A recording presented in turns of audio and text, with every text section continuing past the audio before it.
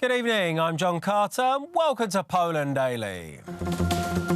The Polish government has accepted a bill project concerning a supplementary benefit for people who are incapable of functioning on their own. The money needed to finance the benefit is going to be provided by the Trade Tax and Solidarity Fund.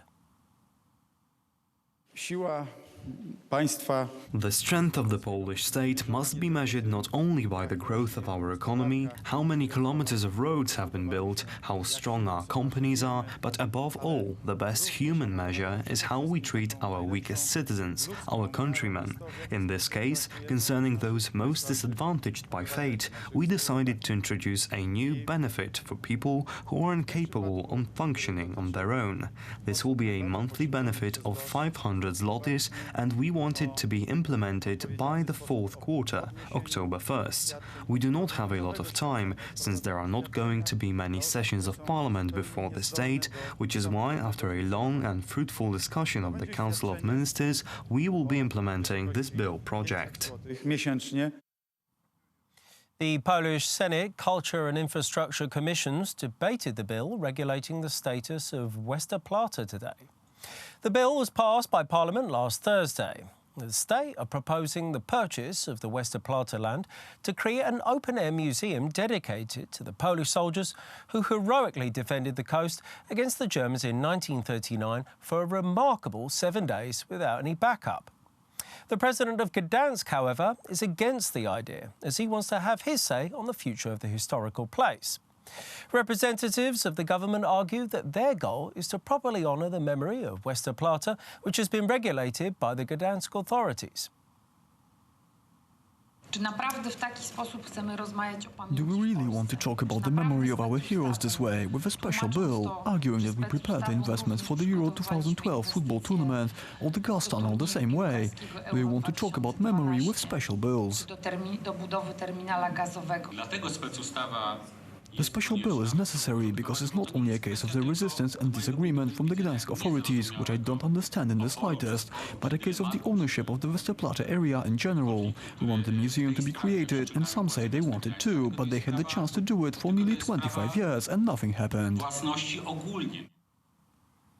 Jeffrey Epstein, the well-known New York billionaire and good friend of former US President Bill Clinton, has been accused of human trafficking, sexual abuse and molesting of dozens of young women, including underage girls. His crimes have allegedly been going on for years, and according to his victims, there are several other prominent figures involved. Jeffrey Epstein, an American billionaire, was accused of human trafficking as well as molesting and sexually abusing underage girls. Today, Epstein stood before the New York court and pled not guilty. For at least a 4-year period covering the entirety of 2002 through 2005, he is alleged to have sexually exploited and abused dozens of minor girls at his homes in New York City and in Palm Beach, Florida.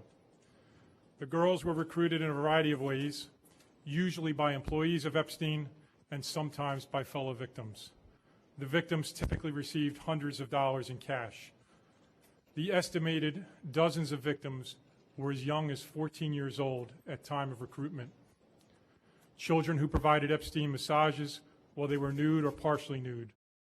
Epstein had already been accused of pressuring minors into prostitution 11 years ago. However, he escaped a lengthy prison sentence due to a plea deal. Contemporaneous with the arrest of Epstein at Teterboro Airport, agents executed a search warrant on his mansion in New York City and recovered and seized, and that was a search pursuant to a valid warrant. The act of indictment against the 66-year-old was filed by multiple women, some of whom decided to remain anonymous.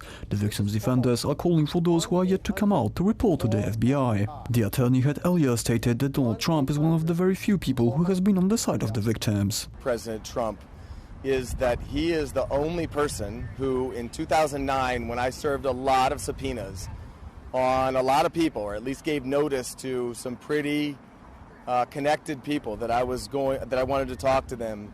He is the only person who picked up the phone and said, let's just talk, I'll give you as much time as you want, I'll tell you what you need to know, and was very helpful in the information that he gave, and gave no indication whatsoever that he was involved in anything untoward whatsoever, but had good information that checked out and that helped us. The human trafficking practice executed by Epstein has been going on for years.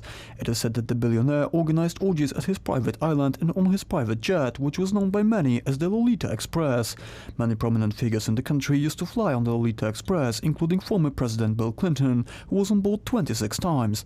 President Donald Trump warned in 2015 that Clinton and Epstein were likely to face consequences for their activities at Epstein's private island. Bill Clinton. Nice guy.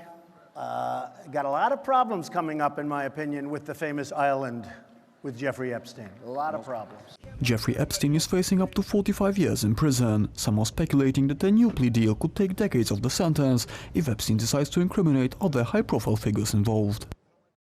Italian Deputy Prime Minister and Minister of the Interior Matteo Salvini has closed Cala di Mineo, Europe's largest asylum centre. The facility, located in Sicily, used to house up to 4,000 migrants, but the Italian state faced significant difficulties in upholding law and order at the centre. The Nigerian mafia had set up their local headquarters in the asylum centre. They had also taken control over the local organised prostitution rings and burglary gangs. The asylum centre was opened in 2011, located in a former military base that had been abandoned years earlier by US troops and their families. During a press conference, Matteo Salvini told the media that he has sent a letter to the Tunisian authorities, asking them to increase patrols on their coast. 40% of the migrants travelling to Italy by crossing the Mediterranean Sea set out on their journey from Tunisian ports.